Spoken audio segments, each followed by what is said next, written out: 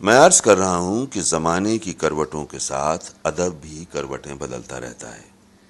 آج اس نے جو کروٹ بدلی ہے اس کے خلاف اخباروں میں مضمون لکھنا، جلسوں میں زہر اگلنا بالکل بیکار ہے۔ وہ لوگ جو ادب جدید کا، ترقی پسند ادب کا، فحش ادب کا، جو کچھ بھی یہ ہے خاتمہ کر دینا چاہتے ہیں، تو صحیح راستہ یہ ہے کہ ان حالات کا خاتمہ کیا جائے جو اس ادب کے محرک ہیں۔ یہ بھی کہا جاتا ہے کہ آج کل کے ادیبوں کے اعصاب پر عورت سوار ہے۔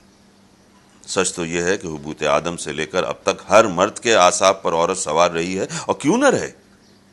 مرد کے اعصاب پر کیا ہاتھی گھوڑوں کو سوار ہونا چاہیے؟ جب کبوتر کبوتریوں کو دیکھ کر گٹکتے ہیں تو مرد عورتوں کو دیکھ کر ایک غزل یا افسانہ کیوں نہ لکھیں؟ عورتیں کبوتریوں سے کہیں زیادہ دلچسپ، خوبصورت اور فکر خیز ہیں۔ کیا میں جھوٹ کہتا ہوں؟ محمود آباد کے راجہ صاحب کا، حیدرآباد کے شاعر ماہر القادری صاحب کا، یا بمبئی کے دوا فروش حکیم مرزا حیدر بیگ صاحب کا اس لٹریچر کے خلاف ریزولوشن پاس کرنا بالکل بیکار ہے۔ جب تک عورتوں اور مردوں کے جذبات کے درمیان ایک موٹی دیوار حائل رہے گی، عصمت چغتائی اس کے چونے کو اپنے تیز ناخنوں سے کریدتی رہے گی۔ جب تک کشمیر کے حسین دیہاتوں میں شہروں کی گندگی پھیلی رہے گی، غریب کرشن چندر ہولے ہولے روتا رہے گا۔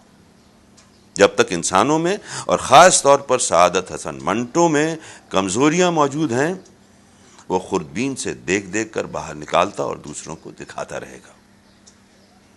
راجہ صاحب محمود آباد اور ان کے ہم خیال کہتے ہیں، یہ سراسر بےہودگی ہے، تم جو کچھ لکھتے ہو خرافات ہے۔ میں کہتا ہوں بالکل درست ہے، اس لیے کہ میں بےہودگیوں اور خرافات ہی کے متعلق تو لکھتا ہوں۔ راجہ صاحب محمود آباد ایک کانفرنس کے صدر بن جائیں یا حکیم حیدر بیگ صاحب کھانسی دور کرنے کا مجرب شربت ایجاد کر دیں، مجھے ان کی صدارت اور ان کے شربت سے کوئی دلچسپی نہیں۔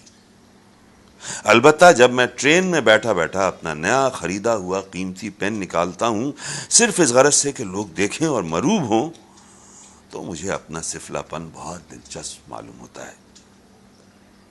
میرے پڑوس میں اگر کوئی عورت ہر روز خاوند سے مار کھاتی ہے اور پھر اسی کے جوتے صاف کرتی ہے، تو میرے دل میں اس کے لیے ذرہ برابر ہمدردی پیدا نہیں ہوتی۔ لیکن جب میرے پڑوس میں کوئی عورت اپنے خاوند سے لڑ کر اور خودکشی کی دھمکی دے کر سنیما دیکھنے چلی جاتی ہے، اور میں خاوند کو 2 گھنٹے تک سخت پریشانی کی حالت میں دیکھتا ہوں، تو مجھے دونوں سے ایک عجیب و غریب قسم کی ہمدردی پیدا ہو جاتی ہے۔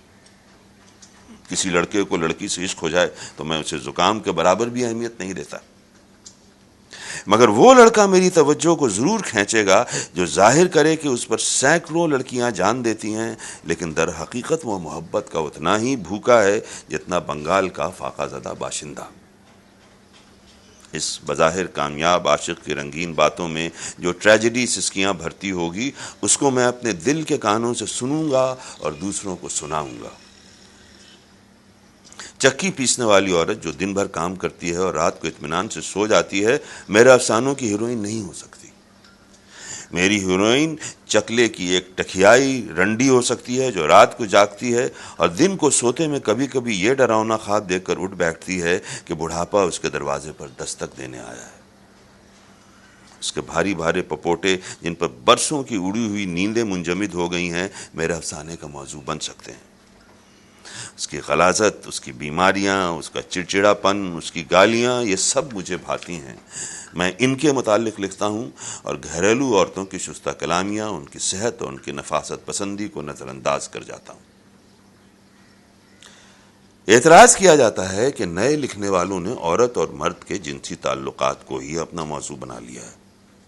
میں سب کی طرف سے جواب نہیں دوں گا، اپنے متعلق اتنا کہوں گا کہ یہ موضوع مجھے پسند ہے۔ کیوں ہے؟ بس ہے۔ سمجھ لیجئے کہ مجھ میں پرورژن ہے، اور اگر آپ عقل مند ہیں، چیزوں کے عواقب و عواطف اچھی طرح جان سکتے ہیں، تو سمجھ لیں گے کہ یہ بیماری مجھے کیوں لگی ہے۔ زمانے کے جس دور سے ہم اس وقت گزر رہے ہیں، اگر آپ اس سے ناواقف ہیں تو میرے افسانے پڑھیے۔ اگر آپ ان افسانوں کو برداشت نہیں کر سکتے تو اس کا مطلب یہ ہے کہ زمانہ ناقابل برداشت ہے۔ مجھ میں جو برائیاں ہیں وہ اس عہد کی برائیاں ہیں۔ میری تحریر میں کوئی نقص نہیں، جس نقص کو میرے نام سے منسوب کیا جاتا ہے دراصل موجودہ نظام کا نقص ہے۔ میں ہنگامہ پسند نہیں، میں لوگوں کے خیالات و جذبات میں ہیجان پیدا کرنا نہیں چاہتا۔ میں تہذیب و تمدن کی اور سوسائٹی کی چولی کیا اتاروں گا جو ہے ہی ننگی؟ میں اسے کپڑے پہنانے کی کوشش بھی نہیں کرتا، اس لیے کہ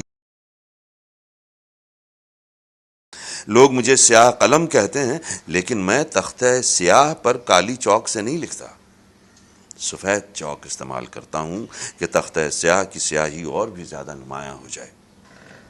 یہ میرا خاص انداز، میرا خاص طرز ہے، جسے فحش نگاری، ترقی پسندی اور خدا معلوم کیا کہا جاتا ہے۔ لعنت ہے سعادت حسن منٹو پر، کمبخت کو گالی بھی سلیقے سے نہیں دی جاتی۔